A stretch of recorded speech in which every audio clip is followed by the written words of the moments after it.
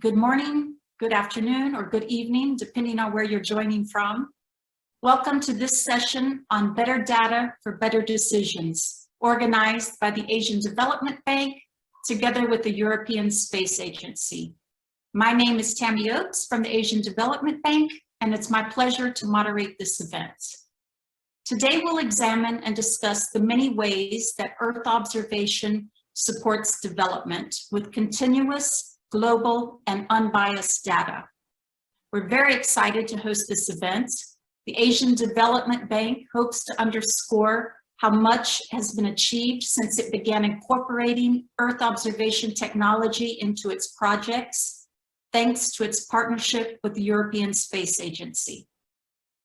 We have a great selection of presenters from the International Cooperation and Development Fund, Indonesia's Ministry of National Development Planning, and the Asian Development Bank, who will detail exactly how this technology has helped to design and implement better projects.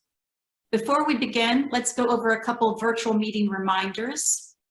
Please remember to go on mute and turn off your cameras unless you're speaking. And we'll have time for questions following the 4 presentations. So please type any comments or questions you have in the chat box to the right of your screen, and we'll get to as many as we can, time permitting. With that, it's my pleasure to introduce Bruno Carrasco. Bruno is the Director General of the Asian Development Bank's Sustainable Development and Climate Change Department, where he oversees knowledge and innovation in all thematic and sector operation areas, establishes policies and strategies, and ensures compliance with environmental and social safeguards policies. Bruno also oversees the administration of trust funds and global funding initiatives. Welcome, Bruno.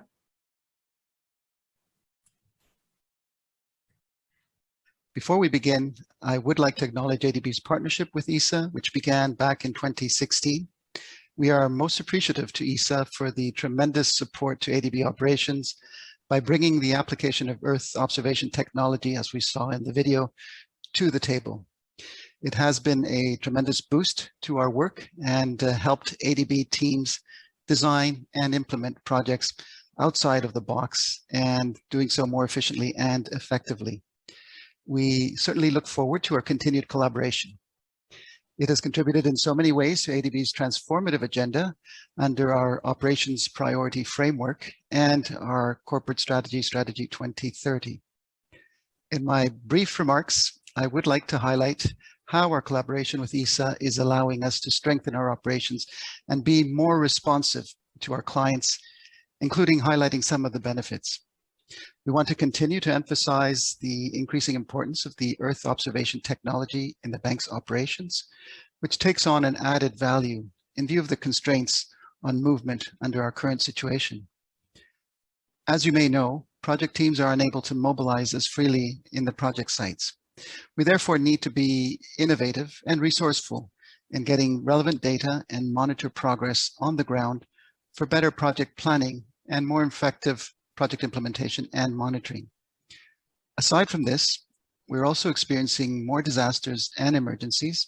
As you may know, Asia and the Pacific is the region most vulnerable to natural disasters, and this situation has further highlighted the relevance of using this technology in development work. In ADB, we have applied this technology in all of our regional departments across numerous sectors such as agriculture, climate change, the disaster risk management, environment, urban, and water. The technology provides a comprehensive view of a particular area that, together with ground level knowledge, we can join the dots. This gives teams a complete understanding of a project site and enables them to design projects properly to improve the development impact and minimize the risks for the local communities. Earth observation technology has evolved rapidly over the last few decades since the first satellite was launched into space back some 60 years ago. Its uses have exponentially grown, providing reliable, objective, and consistent data on a timely basis, enabling informed decision-making and more accurate forecasting, as well as contributing to more robust monitoring and evaluation. This has strengthened ADB's role in areas that we felt we had to work towards raising the bar significantly for better quality projects. I would now like to briefly showcase some of the benefits of Earth observation technology in our ADB operations. First is continuity. We now have access to high-resolution imagery and terrain data on a daily basis, and historically, over multiple months and even years, giving insights that could not be obtained from conducting surveys on the ground. For example, this continuity allows for a more comprehensive understanding of changes in land cover, as well as enabling one to plan infrastructure much better. Second, the data provides more accurate and objective analysis. Newer technologies now enable sub-meter resolution, and some technologies provide images even under tree canopies, as what has been done for a coffee project in Timor-Leste that you saw in the video, which has equipped the government to make better decisions in terms of agriculture production. Third, it is a non-intrusive diagnostic tool reaching far-flung remote areas or places that are difficult to access because of fragility, conflict, violence, or even natural disasters. Fourth, depending on the requirements of the project, of course, there are even sources that provide free and open data, including with our partner in this initiative, ESA. Clearly, this technology has the power to reshape how project planning, implementation, and monitoring are being done on different aspects and at different levels. Earth observation technology can be applied in a city, a country, or even an entire region. Its practical uses have expanded and can now be found in many development sectors such as agriculture and rural development, climate change and disaster risk management and response, as well as urban development, water resource management, environmental protection, and forestry. In fact, I recently concluded technical assistance, one of my favorite projects, used satellite imagery from ESA and in combination with artificial intelligence was used to value and verify property taxes in Kathmandu, Nepal.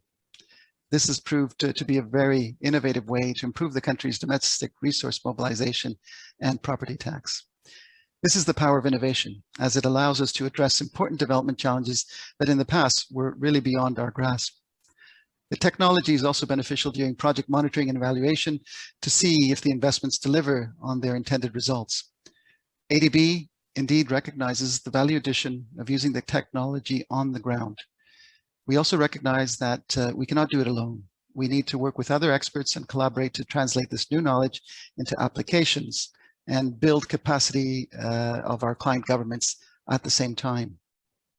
ADB has worked for several years with the Japan Aerospace Exploration Agency, as well as with ESA. With their staff seconded to ADB, in this case with Mr. Paulo Manunta from ESA, we have been able to successfully contribute to bringing innovations directly to our member countries, apply this technology into our projects, and serve a most valuable role as important intermediaries to ensure the collaboration is seamless. In conclusion, we trust that we may continue to benefit from the potential of this technology to deliver even greater impact in the bank's development work. We are most grateful for this partnership and continue to count on your strong support. We look forward to more meaningful collaboration with you all in leveraging this technology and moving this forward. Thank you so much. Thank you. Thank you, Bruno, for jumpstarting the conversation and providing very thorough overview.